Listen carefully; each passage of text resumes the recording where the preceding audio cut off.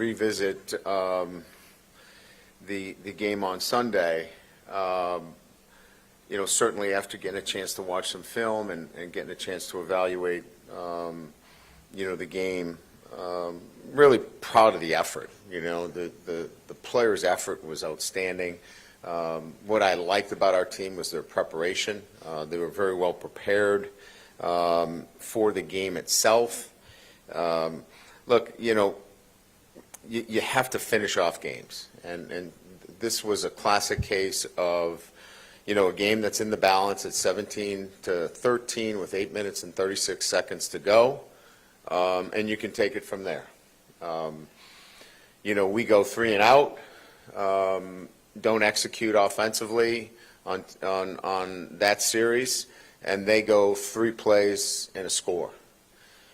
We come back and certainly are able to get a good drive down the field, have a chance to get a run out, and we don't execute it properly, but get it to a point where we have to settle for a field goal and tie the game at 20. And then give a little bit and get it down to 18 seconds left in the game, 2nd and 15 from the 47-yard line. And, we're in cover 2, and they hit a whole shot and make a big play, and then the subsequent targeting call that puts them in, a great position, where we're then left with, do you let them score? Do you use your timeouts? I think in either situation, we could have probably gone either way. We could have probably let them score or bowed up and used all of our 3 timeouts, and then they're kicking a field goal with no time left, and we're looking to make a block there. So. That's what we're left with. But again, I was proud of the effort individually. Nussmeier, 30 for 39, 300 yards. I thought he did a nice job. Mason Taylor had some big catches. Kyron Lacey obviously had the great first half. I already mentioned, he needs to touch the ball in all 4 quarters. Aaron Anderson, I thought, had a breakout game. He played with a great deal of confidence. It was nice to see that. Nice to see John Emery get some really big runs, and he's only going to get better coming off that knee surgery. Defensively, I thought we did some really good things, especially one of the things that was a difficult proposition for us last year was getting off the field. And, they were 3 of 9 on 3rd down situations. We created havoc at a high percentage, which we didn't do much of last year. I thought our secondary, our corners, did a nice job, PJ and Ashton in particular, battling and getting pass breakups. And Savion Jones, I thought, rushed the passer. He played with great effort and was disruptive. So, a lot of good things. Ramos with the 2 big field goals, it was loud in there, and I thought he did a great job once again. Aaron Burrell as a true freshman coming in and having the touchbacks against a really talented return man. And I thought we did a really good job. Our punters really sacrificed their individual stats for positionally punting and putting the ball in a position where we could cover it. And indoors, you can blast that ball as far as you want, but then you got to go cover a very difficult return man. So I thought we were very efficient there. But, obviously what we learned is we've got to play with that sense of urgency for 4 quarters. We've got to finish games. And we've got to execute at a higher level and be much more disciplined. So, we've talked about it. We'll continue to grow in that area. And I'm excited to, get the page turned and get our team playing to win. And we've got another opportunity, and we do that against Nicholls State here in Tiger Stadium, 100th year of Tiger Stadium, and we're certainly going to be excited about that. We're very familiar with Nicholls State. They're a team that wins 17 starters back from last year's team. Played La Tech really. I thought they did a great job. I mean, they had a number of turnovers, made it difficult for them all day. And it's a team that wins their conference championship. They're used to being in the playoffs. You know, this is a defending conference champion. They know what it's like. And they look, they play up when they get a chance. They've beaten, you know, BCS opponents before. They beat Kansas in 18. You know, so they know what they're doing. This is a well-coached football team. Tim does a really good job. This is a great opportunity for them, and so we'll have to be very well prepared, and I know our guys will be. And so we're excited about the opportunity to be home for our first game this year, and look forward to the challenge. So with that, we'll open it to questions. Coach, I understand the idea of, you know, trying to lean on them a little bit late in the game, but did you feel like you took too much air out of the ball in the second half? Yeah, I mean, I think we could look at, you know, everything that we did when you don't win a football game and say, you know, maybe we could have pushed the ball down the field. I think I made it clear that, you know, Kyron Lacey is arguably our best offensive player, and he didn't get a touch. So, I mean, I think that's clearly something that, you know, Joe and I talked about, and he understands that. He's a smart guy. I mean, we need to get our best players the ball when it means the most. And so, you know, we've got to be better there in making sure that our players get the ball. And if that means pushing it down the field, we got to push it down the field too. Hey, Coach, maybe just a quick injury report, one, and then two, just how do you feel like the defensive tackles, you know, held up in game one? That was obviously a big talking point coming into the season. Well, the only disappointing news is Princeton Malbrew looks to have a serious knee injury. We're going to do a little bit more imaging on that today, but the initial imaging was not good, and so I think we'll have further. Owen would get to me here when I'm done with this press conference, but it was not good for a knee injury that happened on the kickoff that was returned after the penalty, which we've sent in to take a look at because it was what we thought was an egregious block in the back. But that would be one injury. You know, Kyle Parker, as you know, did not play very much. I think he, you know, he had a UCL, which is, I guess, the ulnar nerve. Looks to have been an injury that he's going to come back from, but we just don't know how quickly. So we would consider him right now doubtful for this weekend, but we'll see how that goes. Those were the most significant injuries. I think everything else is, you know, probable in terms of we've got some bumps and bruises that will show up on the injury report tomorrow, but nothing that would exclude them for the game. Hey, Coach. After the game, you said essentially that Miller Moss, I guess, outplayed Garrett Nussmeier. That's not what I said. I said that Garrett Nussmeier played pretty good, but Moss made some more plays at the end. Yes. So why do you believe that Moss? Because he won. Took an extra step. They won. Okay. The winner of the game versus the guy that didn't win. So my comments were not to disparage Garrett Nussmeier. I just gave you his numbers. He was 30 for 39 for 300 yards and 2 touchdowns. My comments after the game were, how do you think Nussmeier played? I said he played pretty good, but the other kid played pretty good too, and they won the game. So this had nothing to do with Garrett Nussmeier not playing well. I think his numbers spoke for themselves. There's a couple of plays he left out there that he'd like back, and I'm sure there were a couple of plays that Moss left out there that he'd like back. You know, he had, I think, 2 or 3 balls that were batted down that could have very easily been interceptions. I thought the kid played well, but our guy played very well either.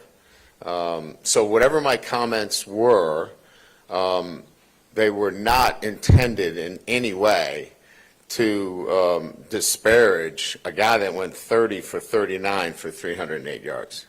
And I did want to ask about the running game. Has there been any thought about, maybe even creating a little bit more, I guess, diversity in the way you run the ball, maybe running under center or just creating a little bit more of a diverse scheme? Has there What been would you any like thought us about to that? do? I'm just asking. We run counter, we run tackle pull. I think what you're really getting to is we have to be more efficient with our running game. And I don't know that it's a particular play, Koki, as much as where I sit and what I want is when it's third down and everybody knows you want to run it, let's be creative in running the football, but let's execute at a high level. And we didn't execute at the level we're capable of executing. Our O-line knows that, but we got to put our players in a good position. This is not just on our players. This is on coaching as well. But I don't know that it's a particular scheme as much as it is we've got to make sure that we're putting our guys in a good position. We can't be predictable. And I think that that's probably more than anything else what we got to make sure of, because we've got every running play under the sun. Whether we're running pull, whether we're running inside zone, outside zone, counter, toss to the outside, we ran all of those plays. We just have to be better when our best is needed in those tough situations. And we weren't in some instances, and we've got to be better. Hey, Coach Kelly, I know it's a long way from now, but how does the team handle the pressure knowing that they have to be nearly perfect to have a chance at qualifying for the college football playoffs? Yeah, that's not even something that we would consider. We're really focused on what our process is and getting back to that. Our guys prepare themselves as well as any team that I've had. Our preparation is outstanding. But preparation does not get you to win games. What gets you to win games is playing to win. And at times we did the things that you need to do to win. It's just you have to do them consistently. And we have to coach that way and we have to play that way. And as I said, I mean, USC is a much improved football team. Their quarterback played very well. They had, obviously a really good plan, and the game was tied with 18 seconds to go. We need to finish. We need to make a couple more plays late in the game and finish. I thought we started well. I thought our attention was really good, our effort and enthusiasm, but you got to finish these games off. And so playing with a sense of urgency and practicing and putting in the time and sticking with our process, this is going to be a good football team. But we got to understand that it takes 72, 80, 90, 100 plays, and you've got to stick with it. You can't let your guard down for 1 second. Yeah, Brian, how do you teach killer instinct? How do you do that? Look, I think it happens when you put in the work, and it means so much that you just, under no circumstances, can you let somebody take it away from you. And so you just can't let complacency come in at any time. And I'm not saying that we were complacent, but you just have to continue to build a mindset amongst your guys that the focus is on dominating that play. And we're still working on that every single day about dominating the play that's in front of us. And sometimes we get outside of that. We start thinking big picture and the game is over, or if we get one more stop. Forget about one more stop. Think about this play right now. And, we're still building that with our group. And it's kind of like the Kyron Layson penalty. Kyron's working on his emotional control. If you were here, that young man, I love him because he's working on that every day. That wasn't like malice. That wasn't like it. It's just, he is such a high, strong young man that's all he works on. He's in the locker room saying, I need to maintain my emotional control. I need to maintain it. He is working so hard on that. That's why I was so angry. I was angry at the circumstances, because he's working on it. Same thing with Major Burns. I mean, he was so apologetic and so sorry that he took his helmet off. These aren't guys that are just like, I don't care. That doesn't matter to me. These guys are working so hard at it. That's why I want so much for them. You know, it just angers me that we're not getting that break where these kids are putting so much into it. I mean, we had the ball on the ground 5 times. I mean, like, really? It just was frustrating to me that these guys are working so hard, and we're going to get there, and we're going to break through, and you guys will see that. Coach, right over here to your left.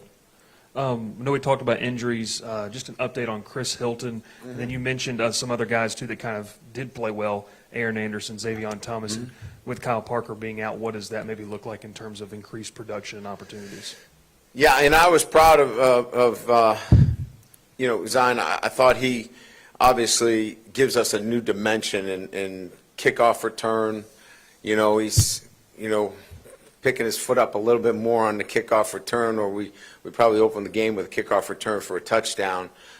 He's dangerous on punt return, which gets everybody's attention in the film room when we're watching, punt return. Our gunners got to do a great job, and Vicer's got to do a great job. Anyway, I thought he did a good job as a receiver, made a big catch for us late in the game, ran great routes, but we've got to get another guy ready. And the guy that we've got to get ready is Shelton Sampson. I mean, he's got to be able to play for us, and we got to get him on the field. And so this is a big week for him, and the next week's coming up. He's got to get in our rotation. If we can get him in our rotation, it allows us to slide some people around. So he becomes kind of a focal point for us moving forward. And, these comments obviously are going to be viral, right? I mean, Coach, but the reality of it is he's important to us, and we got to get him going. Yeah, I mean, he's ground-based running, but receiver's different. Like, if he was an old lineman, he's playing, I mean, if he's at a different position, he's probably playing. But this is getting, a kid that is an elite player and elite speed guy, getting him right where he feels really comfortable that he can get in and out of breaks. So we'll kind of see how he goes through the week. I want to make sure he's 100% before we put him back out there. So we'll kind of see, how he goes, and we'll probably have a better report on him as we get through the week. Hey, Coach. You said post-game just how defensively there's still some warts, some things that y'all got to get better. After watching the tape, what were some of those things that you think identifying moving forward you really got to clean up as you get into the rest of your schedule? I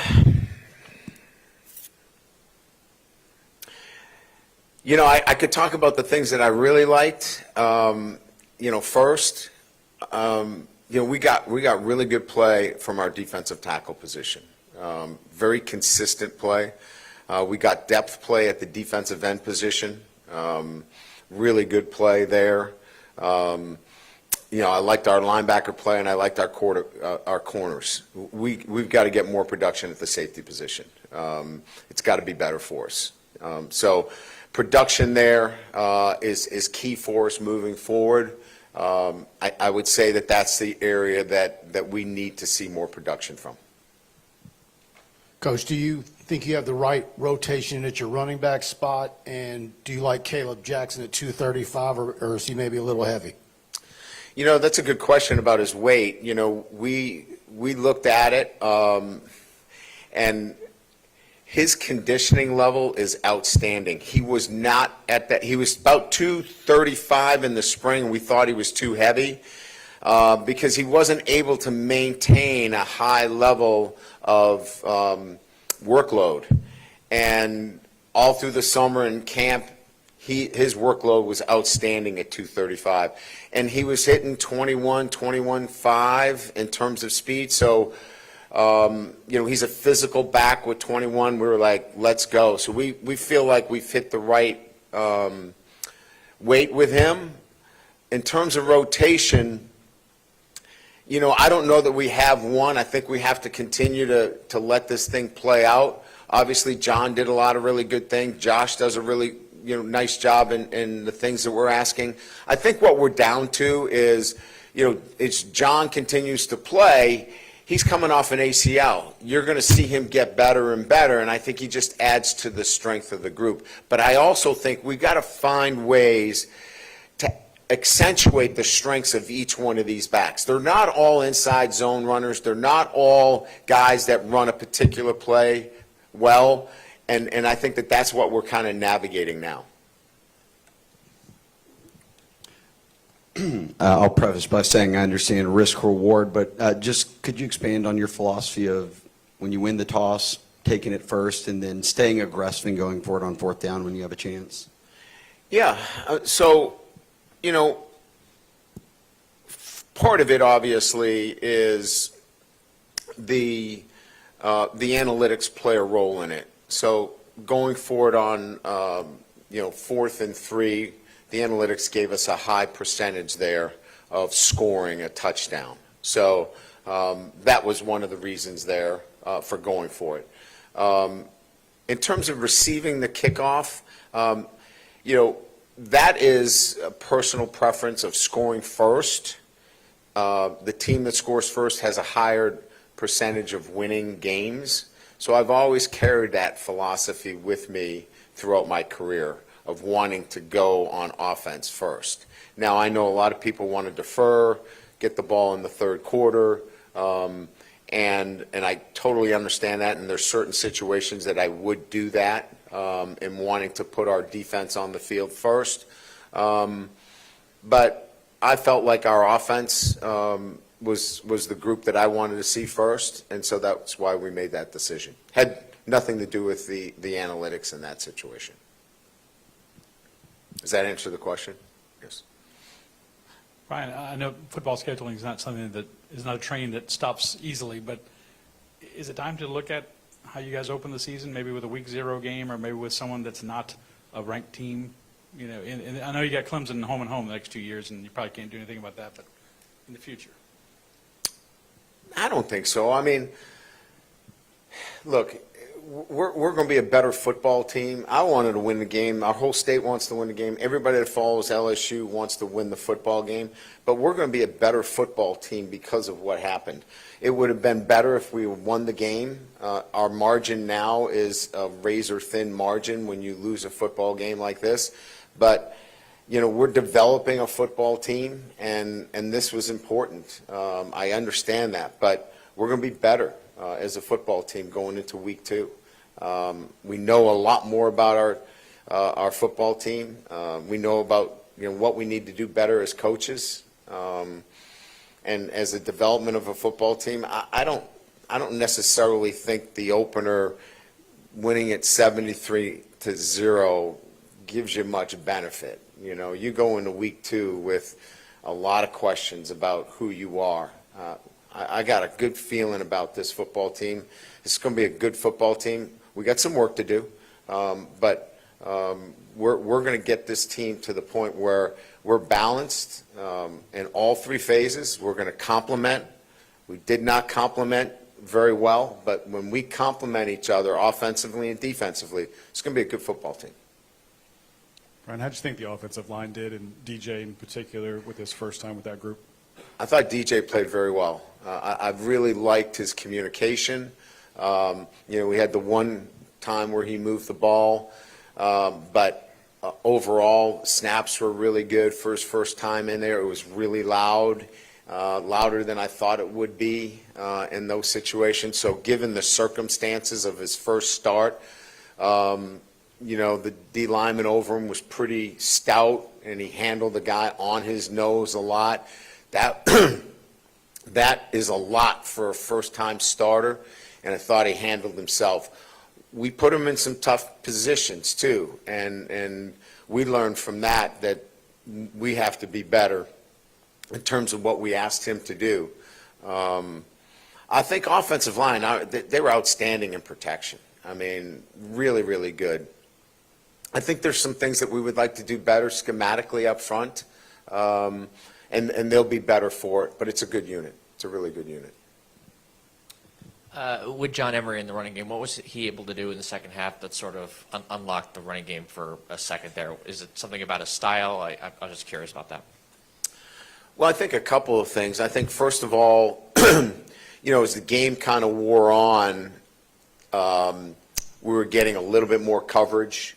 Early on, we got a lot of bare front, aggressive fronts, a lot of man coverage, a lot of loaded boxes, tougher looks. We got a lot more cover two, a lot more zone, high safeties, more favorable looks.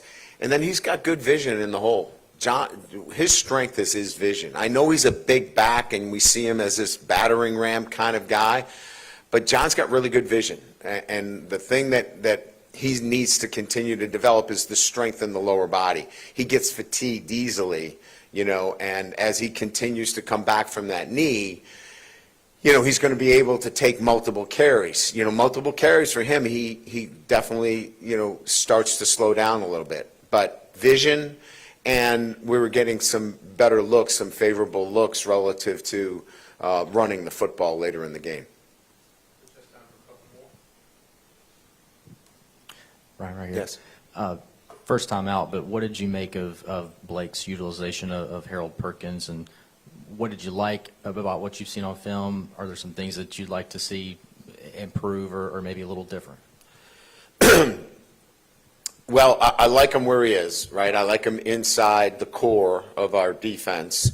I think what Blake talked to him about and what Blake and I talked about is we need to get him to narrow his focus a little bit more. And when I say narrow his focus, he has a tendency that he wants to do a little bit too much. He's so eager to want to make plays because we've put him in that playmaker position, so much.